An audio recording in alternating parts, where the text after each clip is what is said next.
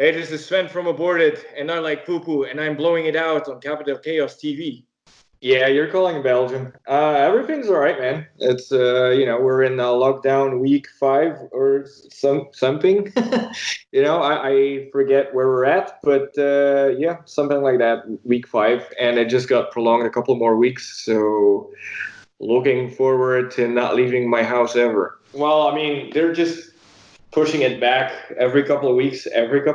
So right now it's at May the 3rd, but I'm assuming that's going to be prolonged a bit more. They're slowly starting to open a couple of more things. Like up until now, you only had grocery stores which were open, and after that, right now they're opening like hardware stores. So they have to follow the same rules as the grocery stores, of course. But right now it's just grocery stores and hardware stores and gardening stuff. We just had a fucked up case. I think it was last weekend, which was Easter weekend.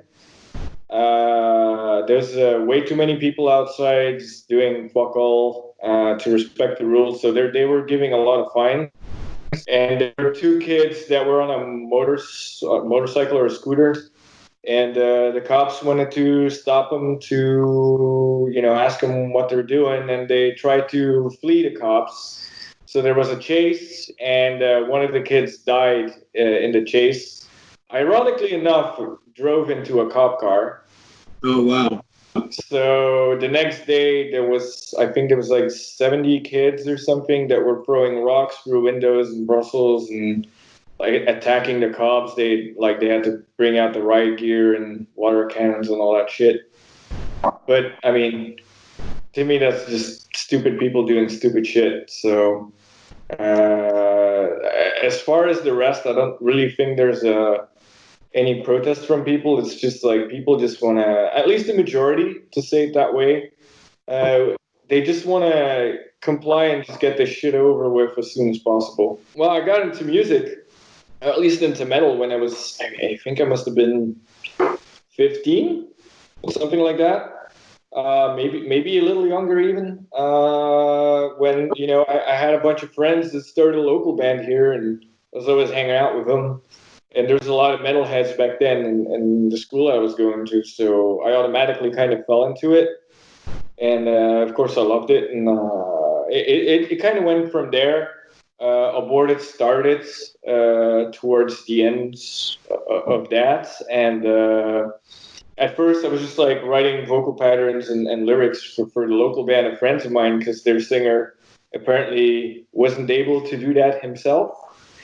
So I started my career doing that, and then I was just like, you know what, fuck this shit, and I'll do my own band, and that's exactly what I did. And 25 years later, here we are. And you played drums for a while, is that right? Yeah, I played drums for a grindcore band called Leng Che. I played drums for a while, and I believe I quit back in 2008. So, I mean, now and then I'll still, get behind a drum set and just mess around, but honestly, I haven't played drums seriously since then. Did you lose your passion for drumming?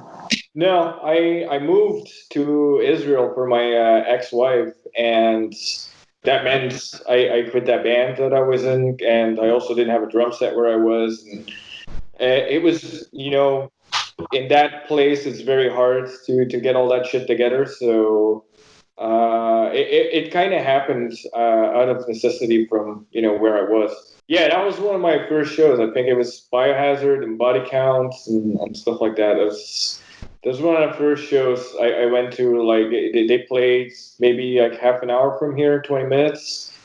And I remember my parents were not stoked at all, but fuck it, I was gonna go see it.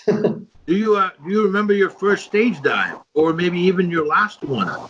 My last one was not too long ago, I think. I think I must have done one from stage when we were playing on one of the Hell Over Europe tours.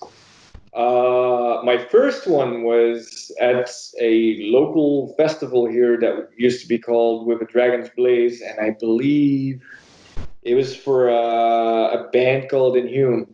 I think the first one was head first, and the last couple have been like back first. Back first, not always the best idea because I ate shit a couple times. That must have been. It's a toss up between Napalm Death, Utopia Banished, Carcass Heartwork.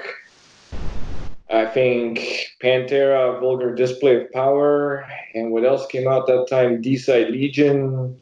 I think those were some of the first. I think I did that with all my records back in the day because you were young, you're on a budget, and there was no streaming, there's no internet, there was just record stores, and you'd go to a record store every Friday night, and pick what record you can actually afford. So you'd be saving up your money for that record. So obviously you would obsess with any record that you bought back in the day.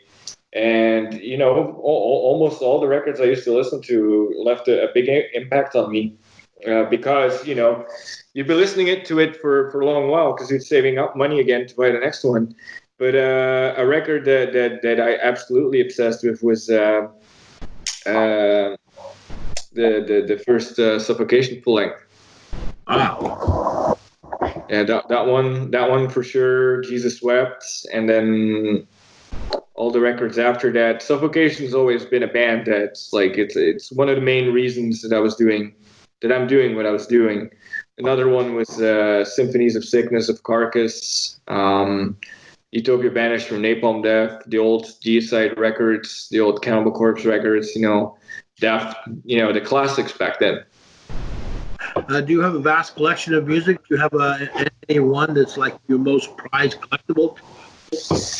I guess I have around 4,500 to 5,000 records that I have collected over the years. One of my favorites is just the original print of Despise the Son of Suffocation.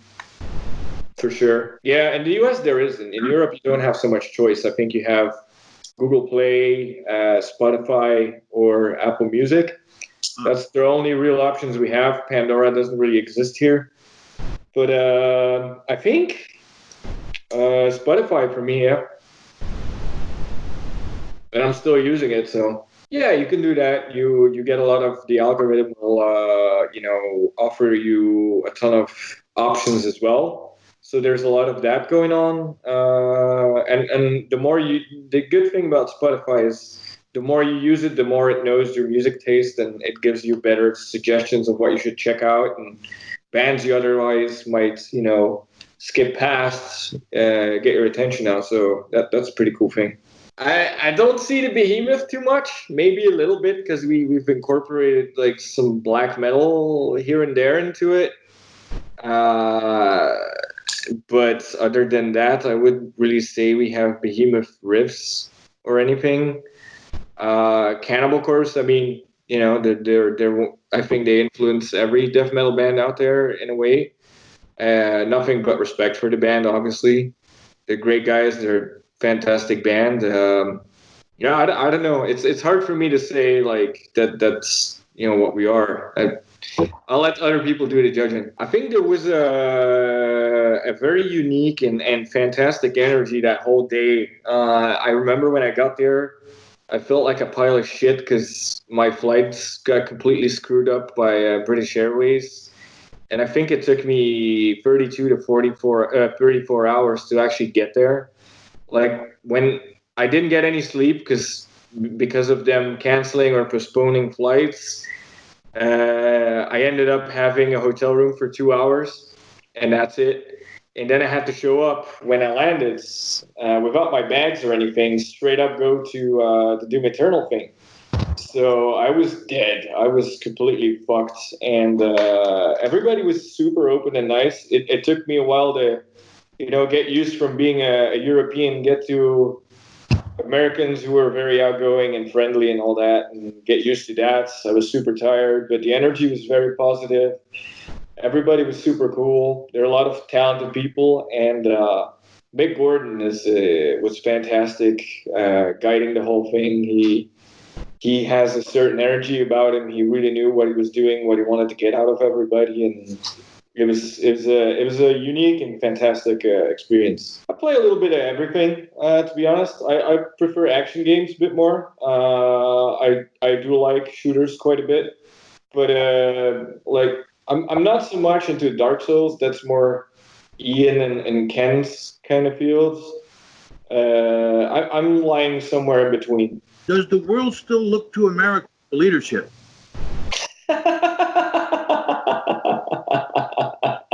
Do you expect me to answer that? Yeah. Because some people think they do, and others others don't think they do. And obviously, you're a foreigner, and you have a better perspective on things.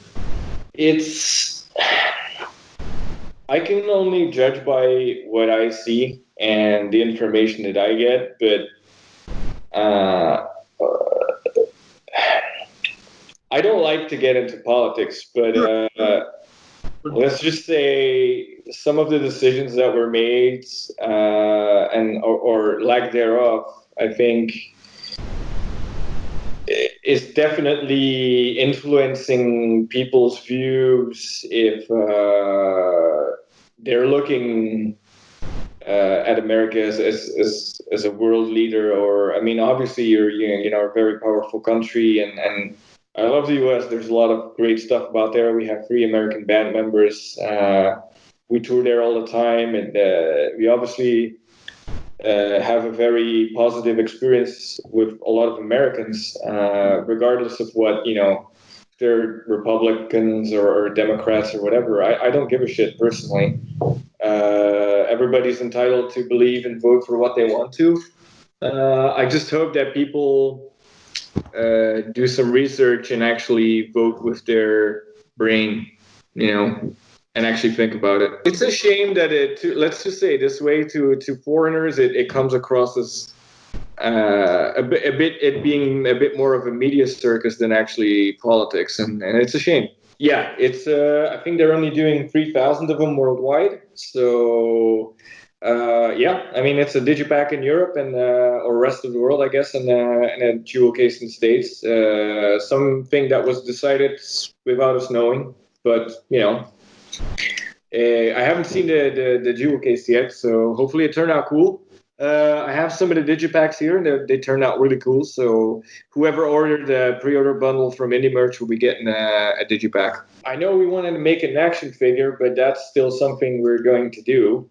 There was, when we did the card game for Necrotic Manifesto, the initial idea was a board game, but that was too expensive. And I know I think it was Retrogore, we wanted to do a video game. And funny enough, the label greenlit it and gave us some budget for it, and we gave it to an American game designer, someone that just got out of school, and he got paid, and he never finished the game and fucked off with the money. So unfortunately, it never got finished. Well, he actually gets involved more. He would, the way we work with Cola is usually he already gets involved in the pre-productions that we do, and he'll give some advice on some structures and whatnot. He'll sometimes write some of the orchestration or electronics that we're using or samples that we're doing. Sometimes he'll write some of that. And usually before we start recording, we just have the guide guitars or the demo track, and then he's just splitting it up by color. Like, this is this part, this is this part. It all has different colors, and then we look at it, and he's kind of looking at it from his German producer kind of mind, where he tries to make the structures a bit more structured than maybe what we're looking at. Sometimes it works, sometimes we're just sticking to what we want because we know what works for us. But in a way, he definitely has a very different way of looking at music than we do, and it's another fresh look at our music from someone that's working very closely with the band, almost as being part of the band. So we have a dialogue with him, and then we just try to come up with a way where everybody's happy and we get the best end result of a record. He sometimes changes the vocal patterns a little bit when he has ideas to make him a little bit more like chanty or as he calls it, German. So he does all that kind of shit, and he's someone that's very passionate and works very hard, and I think he works super well for us. So Yeah, the albums sound great. I think this is what the second or third piece that you worked with him on. I think it's more. We did Determination Redux, EP, Retrogore, Baphos, TerraVision, and then now, so it's the fifth. Yeah. And drummer Tim Badine has served with you in the band the longest in your career. Mm-hmm. Does this style differ from Dirk or Daniel? How has your relationship progressed with him over the years? With Ken? With Ken, yes. Yeah, well, Ken's like a brother to me. He's always been since the start. I mean, we at in the very beginning when he was in the band, he was very to himself, and I think because he came out of a really, I mean, being in a band is kind of like being in a relationship. So, 'cause only in a relationship, you're in a relationship with one person. In a band, you're in a relationship with five persons. And sometimes there's some crazy motherfuckers in there. So he came out of a situation which was really bad for him, both him and Ian, actually. But he came into Aborted, and he was very to himself. We didn't know what to think at first. And when we did the recordings for Global Flatline, I think him and I spent a lot of time together. We bonded a lot, and we became really good friends. And I mean, to me, he's like a brother. So I couldn't do or would do this band without him. He's as it's as much his band as is mine or any all of us. He's taken more and more of a songwriter role into the band too. He's been writing a lot of the material, and he's just I mean, every musician, every drummer is different. He's a much more extreme metal drummer than Dirk, and which I mean, Dirk is a fantastic drummer, but Ken is just at a he's a different drummer speed wise. Let's put it that way.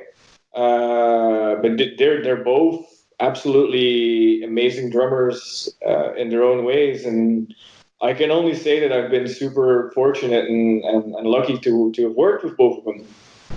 So I still talk to Dirk all the time. We just wrote each other today because we have a grindcore project together, which is called Band C. Yeah, Band C. You can find some stuff on Spotify already. We'll be recording a new album this year as well for that project. It's Dirk on drums, I'm on vocals, and then Shane Embury from Napalm Death is on bass.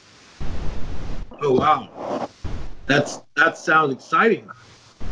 Yeah, it's fun. It's very spontaneous, old school grindcore, and Dirk plays the guitar and the drums, so he writes everything.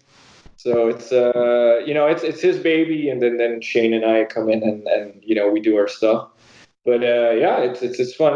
It's good that everybody's still friends and that we can maintain it that way. And like I said, I couldn't be happier to have been able to work with such amazing drummers in our career. Yeah, I mean, obviously we have people that we absolutely don't have a positive relationship with anymore. But I can gladly say that ever since we got Ken in the band and we did Necrotic Manifesto, we've all been friends in the band, and everything ended on a positive note. With if someone left the band, it was because they they had different priorities, or they had to make a change in their life. It wasn't for them anymore, which is absolutely respectable to say.